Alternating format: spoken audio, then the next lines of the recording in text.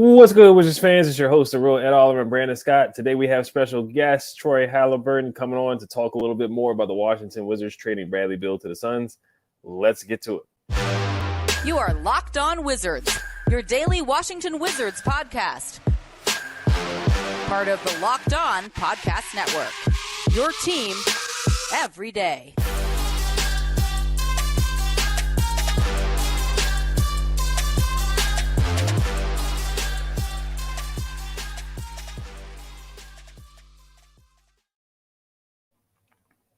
I want to thank you guys for making Locked On Wizards your first listen every day. We are free and available wherever you get podcasts. Today, once again, we have special guest Troy Halliburton coming on today to talk about the Bradley Beal trade to the Suns. How you feeling today, man? I feel good.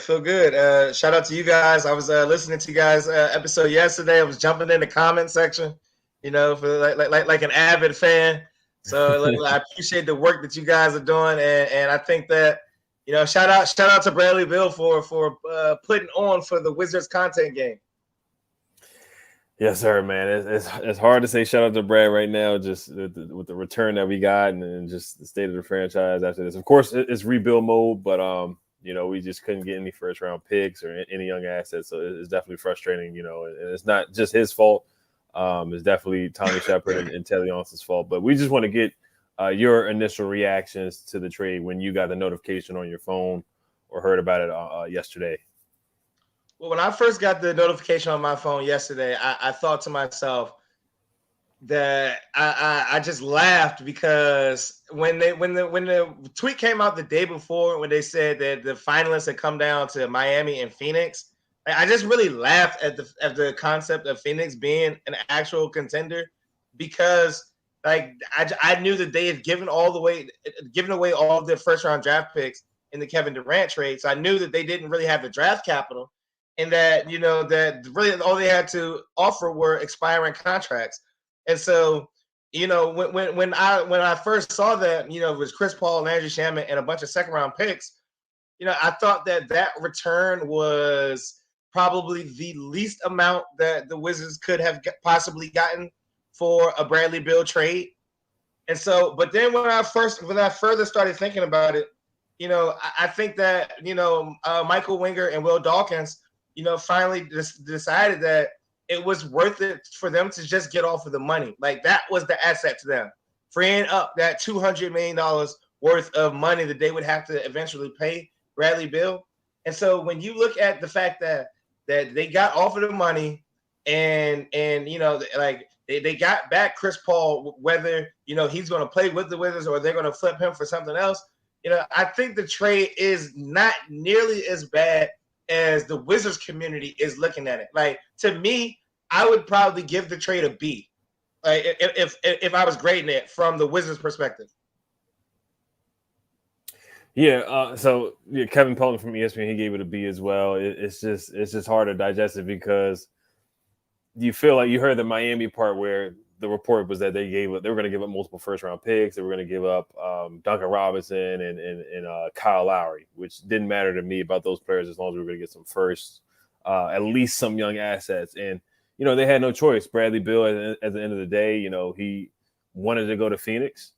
There's not much assets from the Phoenix Suns. And also there was the factor of Bradley Beal's agent being the dad of the CEO of the Suns, which definitely was definitely a little sketchy as well.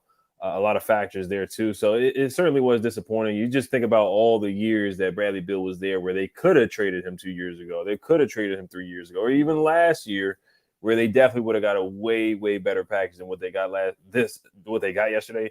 So it certainly was disappointing for the fan base for sure. But as far as getting off the contract and starting the rebuild, it's something that had to be done for sure. So it's a gut punch to get multiple second round picks, Shamet and Chris Paul, guys who are not going to be on this roster most likely, really to start the season. Brandon, you can go ahead. Or Troy, did you? No, I got two things I wanted to say real quick. So with the Miami thing, I think that we have to look at the fact that the Wizards as a front office didn't want to take back any long-term money. And so when you're talking about taking back Tyler Hero's contract, that really puts them in the same position that they're in with Bradley Beal. It just had like a little bit of cheaper of a cost. And then Duncan Robinson's money, they didn't want to take back any of that money.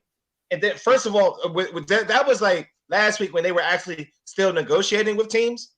But then when you look at it from the perspective of Bradley Beal had a no trade clause, like it is to my understanding that Brad did not want to go to Miami.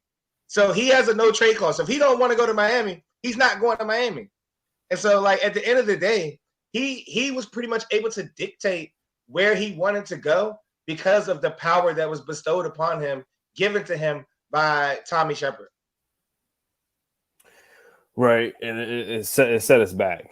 It makes the rebuild even harder. And I get they didn't want any long-term contracts, but I feel like if you do get Hero, maybe you can flip him and get his trade value up. Because if he comes to the Wizards, he's going to drop about 20, 25 points. Just with this roster, the way it was laid out, his value could have went up. You flip him for even more picks. Duncan Robinson, you wouldn't get much for him. Same thing with Kyle Lowry. You're not going to get much for him. I know his contract is not too much longer either. But as we said before, we just had no choice. And not only is he going there, but he's bringing Jordan Goodwin along. I know a lot of people are saying that, his value is not much, but I thought he was a solid potential player. And then Isaiah Todd, he's bringing another guy with him, a guy that probably wasn't going to be on the roster either. So it's probably the lowest value. And it is surprising, but at the same time, Brian Windhorst said that a lot of people were going to be surprised about how low the value was. And the value was about as low as I've seen for a 3-time All-Star. Yeah, I mean, the value was low, and like I said, I think that all goes back to Brad having the control, and so are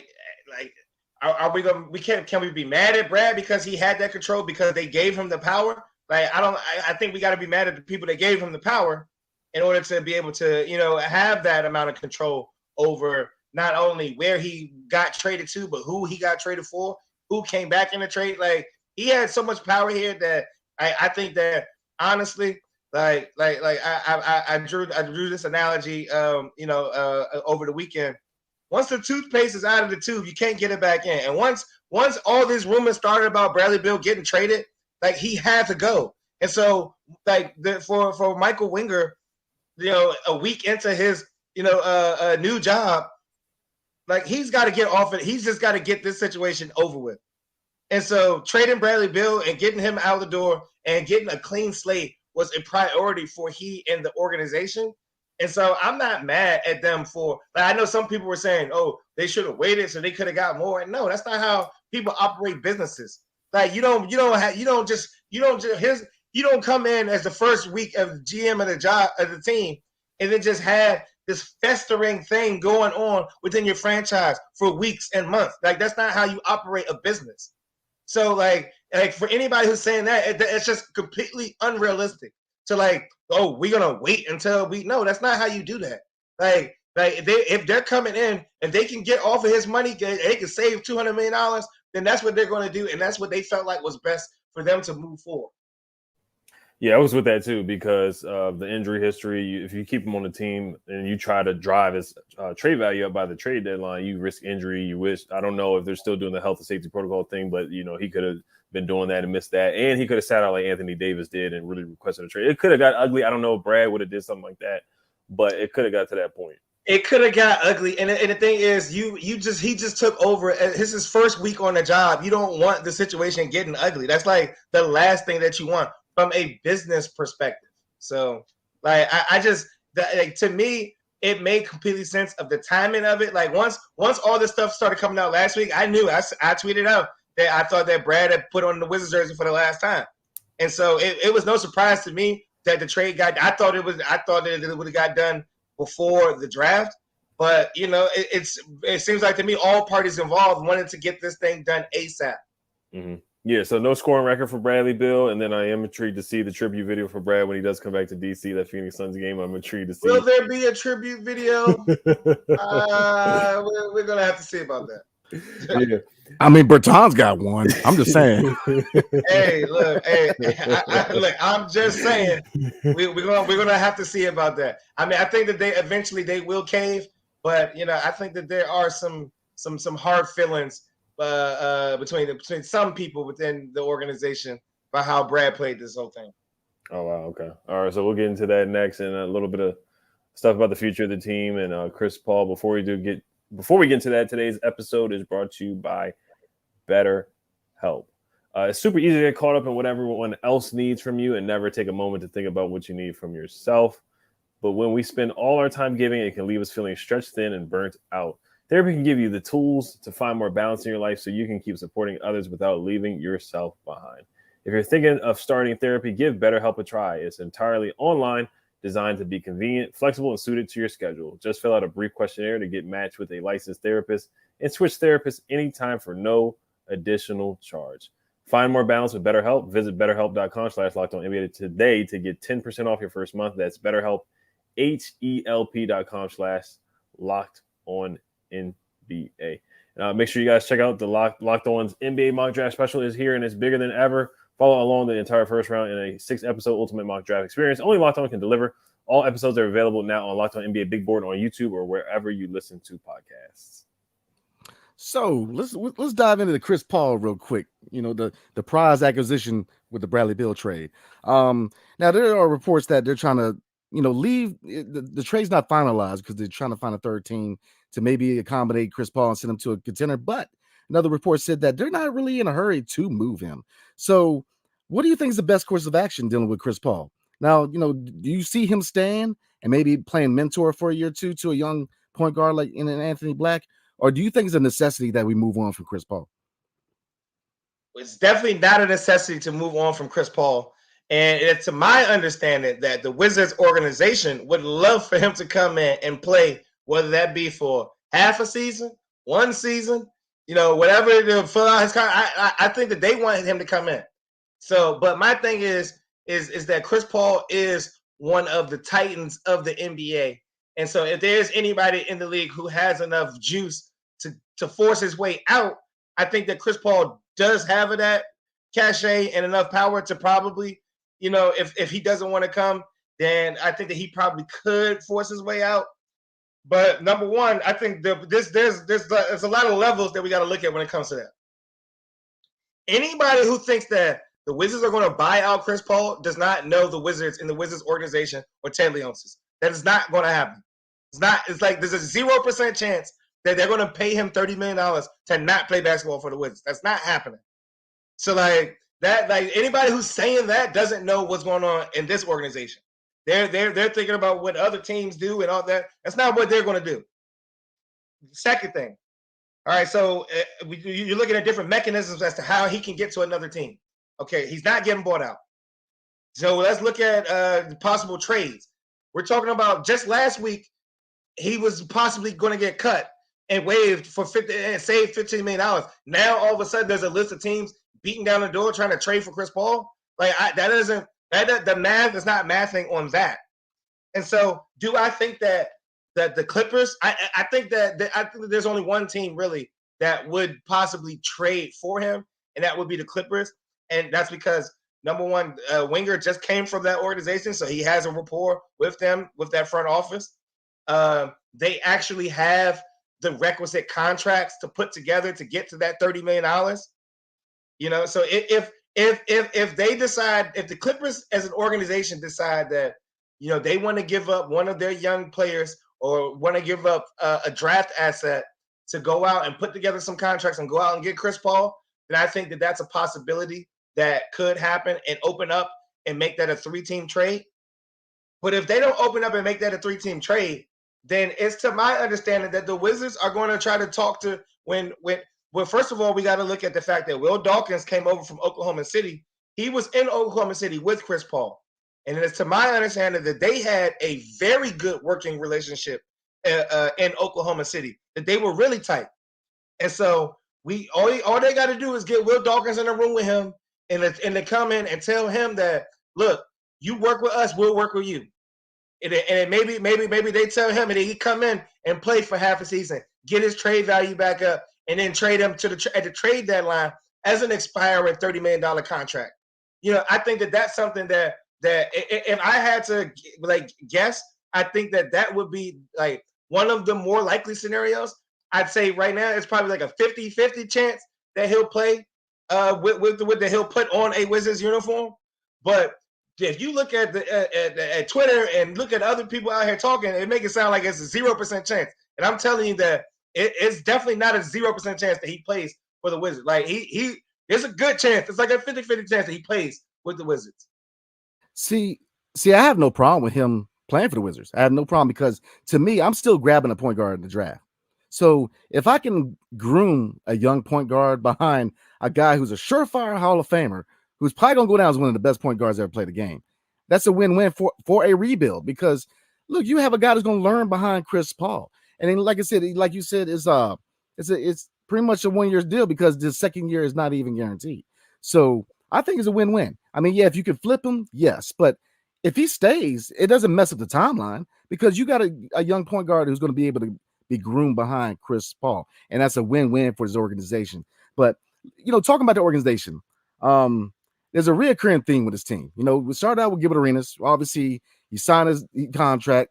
The knee injury came. His knee got hurt, but then the whole situation with the guns in the locker room, so we had to move on for him. John Wall came in. We signed him to the long-term deal. And then all of a sudden, the video of the gang signed, so he was sent out of here. And Bradley Beal, he signs a long-term deal. Then you had to kind of scruff with the fan, but what is the problem? Like these are 3 players that we've signed to be the guy, and all 3 times we're drumming them out of town, either because of injuries, when you look at John Wall and Gilbert Arenas. But what is the deal? Is ownership giving too much leeway to players? Are they not strict enough? But what's the problem in DC?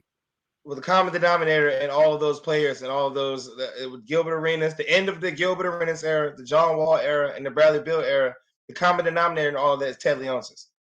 And so when you look at, I said this when John Wall was traded, and I don't remember the exact line I said. I said something like, well, everybody keeps trying to make John Wall the villain while the real villain walks away scot-free. And I'm not here to call, well, I guess I did just call Ted Leonsis the villain. In this scenario, he is.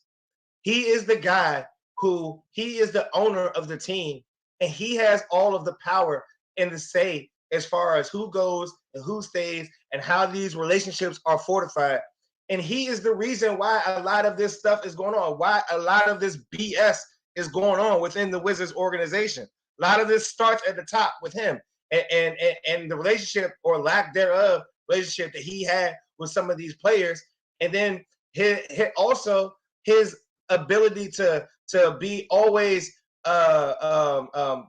given orders, not orders, or given like mandates as far as things that he wants to see come from the organization, but then relinquishing power to people who were unworthy of having that power. So when you look at the Ernie Grunfeld era and the Tommy Shepard era, like Ted Leonsis allowed these guys to pretty much do whatever it is they wanted, and they proved to be incompetent in the responsibilities of running the Wizards as an organization.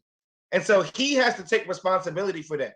If you're letting these guys just run around, like if he's in these meetings and not even asking why we're giving Brad a no trade clause, like then that's on Tom. I mean, that's on Tommy and that's on Ted.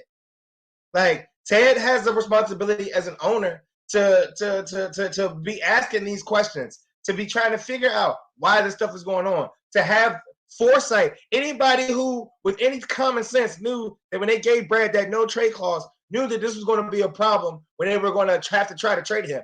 And also anybody with any common sense knew that there was no plan or path for the Wizards to even be in a position to win enough games where they weren't going to have to trade Brad. We knew we were going to have to trade Brad, and they gave him a no trade clause. And all that goes back to Ted. If he didn't know any better, then if he didn't know, then that's on him for being naive enough to give these responsibilities to people who prove to be incompetent in doing their jobs. Completely agree 100% because you cannot look at this Brad Beal contract mess and not put any blame on Ted Leonsis. He's the final signing. Blame on Ted. Like, and exactly. That's the thing. He keeps ducking a lot of the culpability of a lot of this. But in all honesty, like, like I said, man, I've been, I'm not one of these people paid by NBC Sports Washington, so I don't have to be worried about, what I say and who I say it to. Like, I don't care. It's like, this is on Ted, and Ted knows that. And so it's not something that I haven't said to him personally. So, like, I'm not afraid to speak my opinions about what's going on within the Wizards organization and who's really at fault. Yeah, I completely agree. Like I said, the blame a lot of goes to Ted Leonsis because, like, look, he's a final signee. He signs. He's the final guy that signs, man. And so I'll say this: I am impressed with him making the steps he's made this offseason. But a part of me is like, bro, we waited too long to do this. Like the year we sent Russell Westbrook to LA, I would have sent Bradley Beal to Golden State, took a couple picks, couple players, and call it a rebuild. But we waited too long. I mean, it's this trade return for Bradley Beal was just it's insulting.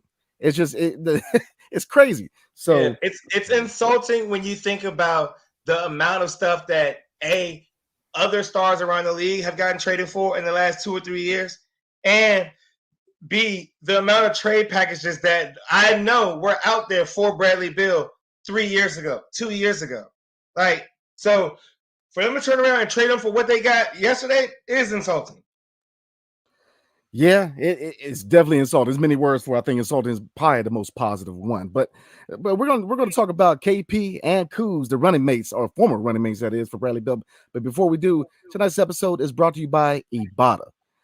Groceries, school shopping, and getting a little something for yourself. You already doing it, so why not get cash back for it with Ibotta? You can earn cash back on every shopping trip. Ibotta gives you cash back on hundreds of grocery items, from produce to personal care to pantry goods. Either link your loyalty account or upload your receipt after you shop and get your cash back. It's that easy. A typical basket of groceries was over $50 more expensive at the end of 2022 than the beginning of the year due to inflation. You can earn 2.5 times that in cash back from Ibotta. And even more, depending on how much you use Ibotta. You can earn cash back on hundreds of online brands also, and retailers too when you start Ibotta, including Lowe's, Macy's, Sephora, Best Buy, and more. Right now, Ibotta is offering our listeners $5 off just for trying Ibotta by using the code LOCKED when you register. Just go to the App Store or Google Play Store and download the free Ibotta app and use code LOCKED. That's IBOTTA at the Google Play or App Store and use code LOCKED. And Locked On NBA's mock draft special is here and is bigger than ever. Follow along the entire first round in a 6-episode ultimate mock draft experience only Locked On can deliver. All episodes available now on Locked On NBA Big Board, on YouTube, or wherever you get your podcast. All right. So earlier, Troy, you said that some people were not happy with the way that Bradley Beal handled the situation in the front office. What things did you hear that have come out now? Because I heard a report that the Wizards wanted DeAndre Ayton, but Brad said no to that because he wanted to play with DeAndre Ayton. Was there anything specifically other than just choosing the Suns over the Miami Heat that made people feel some type of way? Was Ted Leonsis involved in feeling in a certain way? I can't say about what Ted feels, so don't let me speculate about that. But it's to my from what I've gathered is that Brad, he's made comments in the past about he would never use his no trade clause as a big trump, and that's exactly what he did. So that's you take what you will from that information. Like he said that he would never. He used his no trade clause as the big joker and got everything that. So it really wasn't a working with Brad trying to get this done. It's a Brad, what do you want? And let's see if we can't make this happen. That's even more of a reason why I think that the new front office is like, man, let's just get this over with. Like, let's just get it over with. Like, it wasn't, like when you have a guy who, he played them. He played and that's like there's simply put, Bradley Beal played the Wizards organization. Like, I know everybody's what's the movie they just did the remake of the basketball movie where they hustling people on the basketball. White Man Can't Jump Too. White Man Can't Jump Too. Bradley Beal with Sidney Dean and Billy Hoyle getting on the basketball court, conning people out of their money, man. That's what he did. That's pretty much what happened. Like, your man, he played them. He hustled them. So, like, and there's no other way to put it. Like, he hustled the Wizards as an organization. And now I think that there is a separation between how we as fans should feel. It's not my money. It's not my, it's not my responsibilities, but those people in the Wizards, it is Ted's money, and he hustled them. He hustled them as an organization. He led them to believe one thing, going back to last year, and that he would never do this. He would never hold his no trade clause as a trump and force them to do. That's exactly what he did. So, at the end of the day, I think that there is a lot. If you're the Wizards organization, there's a lot to be frustrated with when it comes to Bradley Beal and how he handled this situation. But again, it all comes back to the fact that they gave him that no trade clause and put themselves in that position to get hustled and played. Right, 110%. So, Ted is to blame. Tommy's to blame. Really, Ted, because he's the owner. He can say no to the no trade clause if he wanted to. So, but I do want to get into the KP and Porzingis trade value, because yesterday on the show, on the live, you commented about Porzingis. Now, there is the report that came out that Porzingis in 8 could be a possibility to send it to the Blazers, that the Blazers may have interest in pick 3. How realistic do you see that happening? Have you heard anything on that front as well? Well, the thing is, I think that all of this, what you gotta remember is that, all of this stuff that comes out, people talk, and it's not like, oh, okay, I heard that this is going to happen. It's like everything is scuttlebutt and rumor mill. Mm-hmm. So like these are all things that are possibilities. And so, and also you got to remember that the draft, these are all moving parts too. So it's like certain things, if Scoot goes number 2 or if Brandon Miller goes number 2, and like there's like a flow chart of, if this happens, then this could happen. If this happens, then this could happen. If this happens, then this could happen. So I think that trade possibility is a thing that could happen if Scoot Henderson is off the board at 2. Now, if Scoot Henderson is there at 3, then it's a whole different ball game as far as what different type of trade packages that we're looking at. And so it's like I said, these are all moving parts, and everything that we're talking about now is rumor mill scuttlebutt. Like, it's not like, oh, I heard this team is going to do. Like, nobody knows what anybody's going to do right now. These teams don't even know what they're going to do right now. So anybody telling you that, oh, they know this is going to happen, nobody knows exactly what is going to happen. But what we're doing is that we're trying to gather as much information as possible, and so that you can start plugging in information to see well, if this happens, then these are things that could happen from that. And so I think that that possibility, that trade rumor is a possible thing of Porzingis and 8. And mind you, that's all contingent upon if Porzingis opts into the $36 million. So like there's a lot of moving parts here, but I think that there's going to be a lot of action on draft night, and I think that the Wizards have positioned themselves to be in the mix of a lot of these things that are going to be going on. Right, and the deadline is Wednesday. So what do you see happening with Kyle Kuzma as well? I think there's no doubt in my mind that Kyle Kuzma's opting out. Like that, so that's a report. There's no doubt in my mind, 100% that he's opting out. So, he's opting out, and he's going to hit the free agent market, and he's going to try to get the best deal for Kyle Kuzma. And right now, it's not going to be with the Wizards. So do what you will with that information. Like I said, to me, I think Kyle Kuzma has played his last game as a Wizard. Right. Yeah, he did just put up a picture with Kevin Durant on Instagram. I'm not sure if you guys saw it. The caption was a little kind of hinting that he may try to team up with them as well. So we'll see what happens with that situation. But what do you see his trade value being? We just saw Rui get traded for. I know Kuzma's trade value, of course, is higher than Rui's, but we saw Rui get traded for 3 second-round picks and Kendrick Nunn. We saw what Brad just got traded for. Of course, it's a different circumstance with the contract and no trade clause. Like, what could you see Kuz? What could you see the Wizards getting back in return? Could you see them getting the first round? I don't see the Wizards getting back anything for Kuzma, because Kuzma, there are teams out there with enough salary cap space to sign him. And so I think that whether that be San Antonio or Detroit or Houston, he's going to have $20 million out there available for him. So there's no reason for another team to give up anything when they can just sign him outright. So I like I said, I think that, and it's not anything like, I don't think that Kuzma has anything against the Wizards. This is business. He's making $13 million a year. He's declining that player option so that he can go out and make $20 million plus. And there are teams that have $20 million plus that are willing to give it to him. So like I just think that is just the nature of the business and the logical steps as to what will happen with him. Like, so I don't see them getting anything back for him, because the teams that there are teams with cap space that are interested in him that have the money to just sign him outright. They don't have to give up a dime back to the Wizards.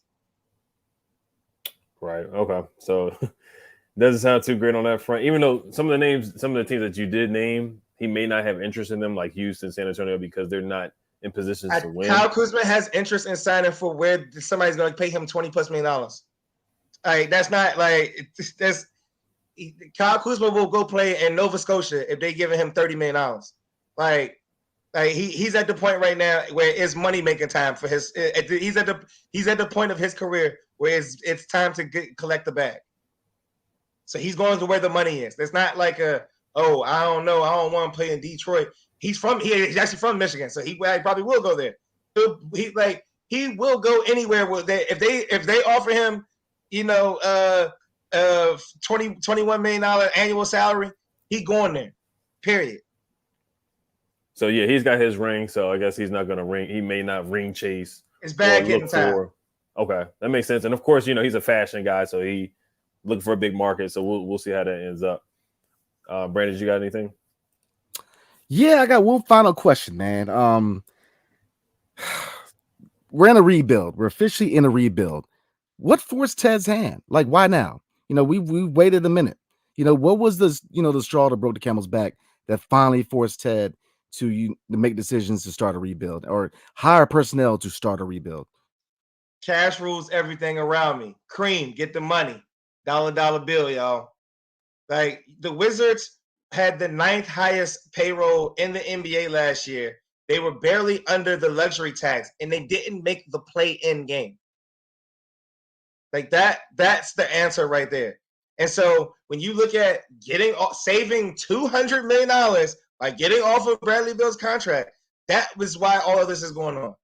Because they as an organization cannot look themselves in the mirror and be teetering on the luxury tax line and also teetering on the play-in line. Like, those things just did not compute. So that's what I think ultimately led to them saying, let's go in this direction. Yeah, I can see that, man, because like you just said, there are people that are asking for them to run it back. And my retort to that is, we didn't even make the play-in. So what are we doing? We're going to challenge. We're going to potentially go into the luxury for what? For a squad that didn't even make the play-in.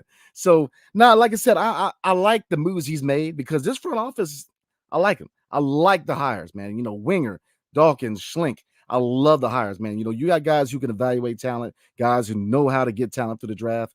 So I love it. So here's a question for both of y'all. This is my pass the mic moment.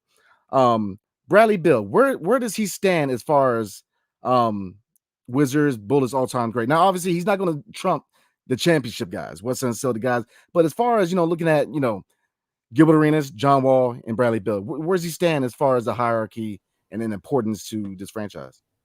I think he's number 3 behind Wall, Wall, Arenas, and Dennis Beal. As far as importance to the franchise, importance to the fan base, importance to the DC community, Bill he's last when it comes to that. And I think that he knows that. I think that's also part of the reason why, he wanted to leave. That fact that, his legacy in DC will always be tied with Wall, and this will always be Wall's town. So yeah, he knows that. I think that, I think that in his mind, he's going to try to plot some way to, on the back end of his career, to come back and get that 200 points for that scoring title. He in his mind, he think about that. But other than that, you didn't get that scoring title, so you can go down as one of the greats of this franchise, because this franchise sucks. So it's not hard to be one of the greats of the Wizards organization. Yeah, you can have that. But as far as when you're ranking them what he means to the franchise, the last decade, it's going to be, to me, it's going to be Wall, Arenas, and then Bill. Okay, I could dig it. What you think, E? I think the tribute video will be telling. The response to that, it will be telling when the Suns play in DC. I think that will be telling, because you got to see the John Wall, the reception that he got when he did the My City thing. People stood up on all that. People still love Gil, and people are still gonna like Brad. But I think the reception from the tribute video definitely will be telling. So I got Gil 1, Wall 2, and then Brad 3. Brad did a lot of stuff for the community as well. He did a lot of stuff for the young men in the community for sure. Yeah, I'm rolling with y'all, man. I'm rolling. I think definitely Arenas, Wall, and Bills. So yeah, it's unfortunate that, I mean, everything about his era is just unfortunate. It's an era that needed to end, because looking back at the Bradley Beal era, what did we really attain? We had one playoff team, and it was a gentleman's sweep. I mean, it's just gonna go down as just a failure, man. We just and the blame goes around. I'm not gonna get in depth, but the blame goes around. Surrounding him with talent, that's on the front office. Giving him no trade clause, giving him it's just so much to blame, man. And it's just, I think at the end of the day, it's a fan base who loses more than anybody else, man. I mean, obviously Ted losing, money wise, but I get all that. But the fan base, man, we haven't won a championship since 1978, and we just wasted so many years on this crazy plan that was somehow going to surround Bradley Beal with talent and try to compete for a championship. We wasted time.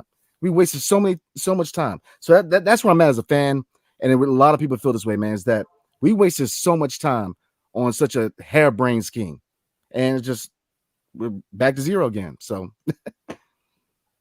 yeah, back to square zero. But like, I want to definitely close out with saying this, as far as the new Wizards front office regime, is that I've talked to a lot of people around the NBA, and that the biggest thing that I think that Wizards fans can have, the optimism that we can have, is that Michael Winger will be able to go out and asset hunt and pull in assets for the organization. And then Will Dawkins has the talent evaluator eye to go out and make those and turn those assets into good basketball players. And so that is a formula for success. Winger goes out, gets the assets. Dawkins goes out and picks the assets. And you use that formula to go out and get this thing turned around. But it's not going to happen overnight. But this is something that is going to take time. But we have to have faith that, again, that Winger is going to be able to go out and flip and do whatever he can, scratch and claw, and get more assets for this organization. And that Dawkins will be able to go out and have the eye to evaluate the talent and turn those assets and draft picks into good basketball players. That's how you build a basketball team. Yeah, I completely agree. Look, I am a rebuild guy. I want to rebuild. Look, I'm patient. I'm willing to sit through bad teams because we need a rebuild here. So, look, I completely agree, man. So, before we roll, you got anything, Leffy? No, that's it. Yeah, we're just gonna have to trust the process. They're gonna take on some bad contracts, and as long as they have first round picks attached to them, I'm all for that. I think we got enough second round picks, so it's time to load up on some first round picks. But Troy, we want to thank you for coming on. Is there anything you want to plug before we wrap it up? And who's your prediction at 8? If you had to make a prediction at pick 8. If I had to make a prediction, I mean, this is so tough because I don't know. You don't know who's going to be there, and I don't know. And also, look, with the quiet is kept with them getting rid of Tommy and a lot of people within that organization. I don't got as many eyes and ears inside the building as I did last year. Mm-hmm. I do have some eyes and ears, but I haven't really. There's been so much stuff going on, so I haven't really dove into. So I don't want to make a prediction. I think that I tweeted out yesterday. I personally like Kobe Buffkin. I think that is a guy. I think that everybody's looking at Anthony Black and some other guys. I think if Sir Thompson falls, I think they have to take him. If he falls to 8, I think they have to take him at 8. I'm not really an Anthony Black guy. He's not really my cup of tea as far as basketball player. And like I said, I personally like Kobe Buffkin. This is a guy who I don't think that a lot of people are looking at a guy who could be top 10. But from my understanding, he's been killing in every workout. As a matter of fact, he's been canceling workouts. Anybody who knows anything about NBA draft stuff, when you start canceling workouts, that means that you don't put in enough work already. So this is a guy like who I think is rising up draft boards, who I think is going to end up being a really good NBA player. So, you know, I know this is not something that Wizards Twitter, this is not everybody's on Anthony Black. And it's just like, it rarely works out where, well, I guess last year was a year where, you know, you see a guy getting mocked to a team and he actually goes to the team. Like that rarely happens like that. And so, you know, I think everybody keeps saying Anthony Black, Anthony Black, Anthony Black. Like I personally am not an Anthony Black guy. So I would be disappointed if they picked him. But like I said, I think that, you know, I don't want to make predictions because there's so many moving parts. But if Austin Thompson falls to 8, they have to take him. And if that doesn't happen, I would personally want them to take Kobe Buffett from out of Michigan. Okay. Yeah, definitely different there from social media. Definitely going against the grain there with Kobe Buffkin out of Michigan, the lefty point guard out of Michigan, a very talented player. So we just want to thank you for coming on, man. Make sure you guys check us out. And make sure your first listen every day is Locked On Wizards and the Locked On NBA podcast. Every day is tomorrow on the show. We're going to be talking about draft talk, of course, with the draft being on Thursday. Should be a lot of fun. And then we're going to be having Howard Beck coming on the show on Wednesday as well. So it should be a lot of fun. Make sure you guys subscribe. Check out the Locked On Wizards podcast and hit the notification bell on YouTube. And make sure you guys follow Troy Halliburton on Twitter at Troy Halliburton. A great follow. Definitely good Wizards insight all the time. So thank you for coming on, man. Everybody